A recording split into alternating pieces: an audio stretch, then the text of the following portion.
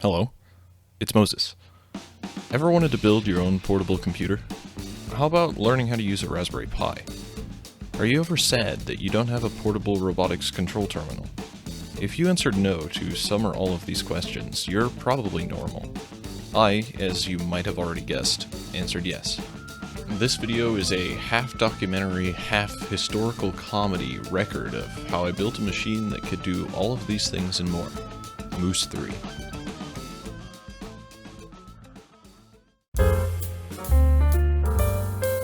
Right off the bat, I had a rough idea of what I wanted. A portable computer, and a tough one at that.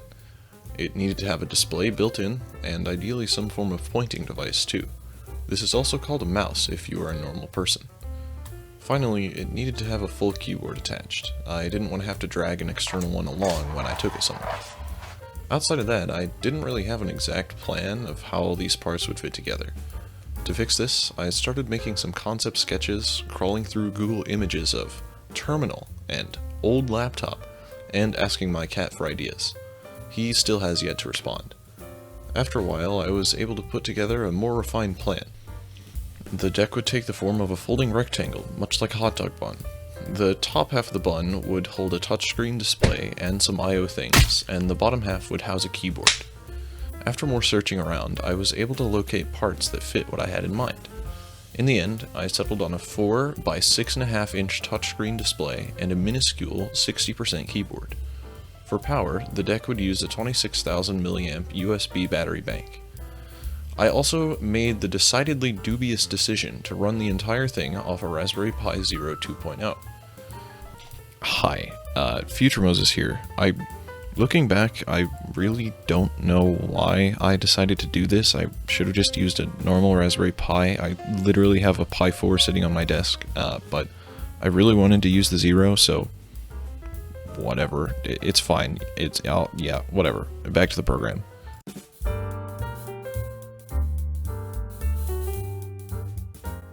Okay, so actually I didn't record myself doing any work on the CAD because I didn't think it would be important at the time.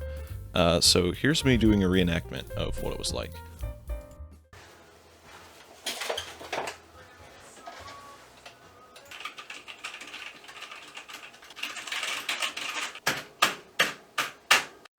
That pretty much summarizes how the CAD process went for this entire project. It was quite painstaking. But after several days of drawing, modeling, and remodeling, and desperately pounding on my keyboard in an attempt to get something useful done, I finally finished the first draft of the model. There's only one small problem. I can't actually make any of the parts for this thing because they're too large. Take for example this massive solid back part that doesn't even fit on my 3D printer's build plate. Basically, what all this means is I'll have to completely rework most of this model in order to actually build it. Unless I want to drop hundreds of dollars on having someone else machine the parts, which I do not. This model was just to get a feel for what I wanted Moose 3 to look like in terms of general size and aesthetics. Additionally, it helped me design the component layout, a layout which remains roughly the same in the current version of Moose 3. Oh yeah, also, since I'm terrible at writing scripts, I forgot to say that the folding keyboard part isn't actually here on this model, like it isn't visible, but it'll be there on the final version. I deleted it off of this model because it was kind of useless, so yeah. And speaking of the current version, here it is.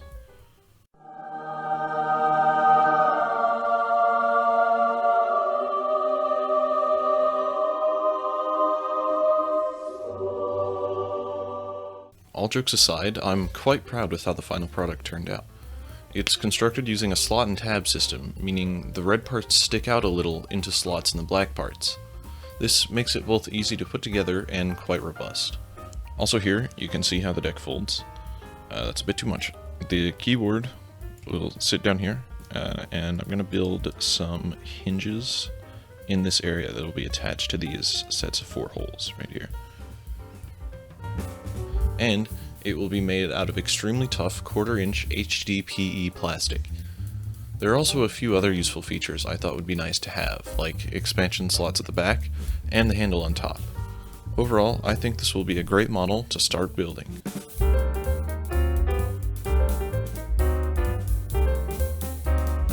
With the CAD completed, it was time to begin construction. For the first few days, that meant one thing and one thing only: make my 3D printer suffer as much as possible.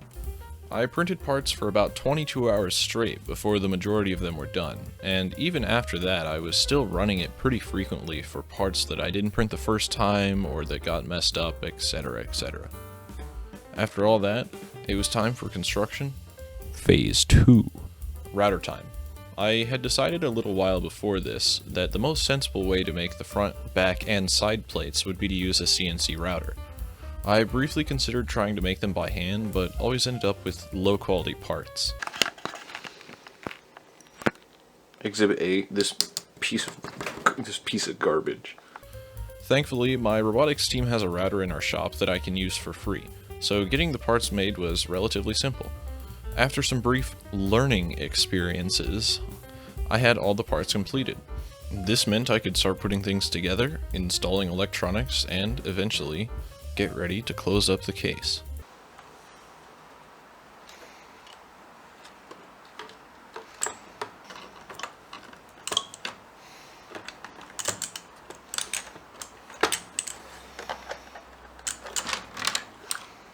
Oh.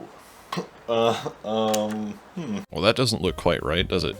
I wonder why that is happening. I'm sure it doesn't have anything to do with the fact that I didn't measure or model the electronics at all, right? Right?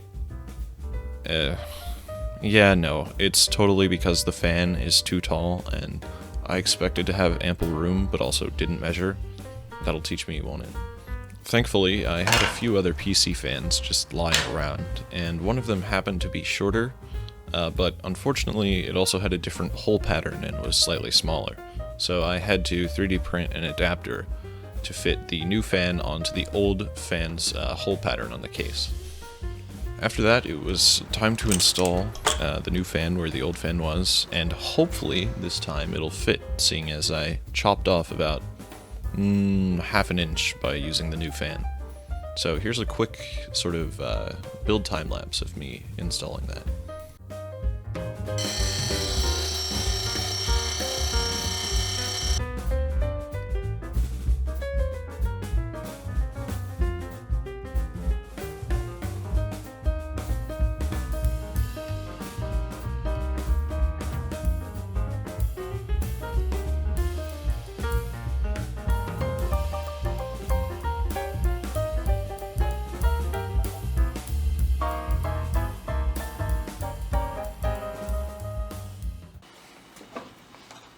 Let's see if she'll put it together.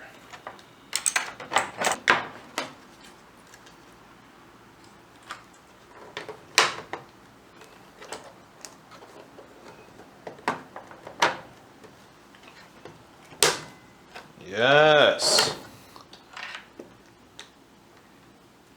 That's better.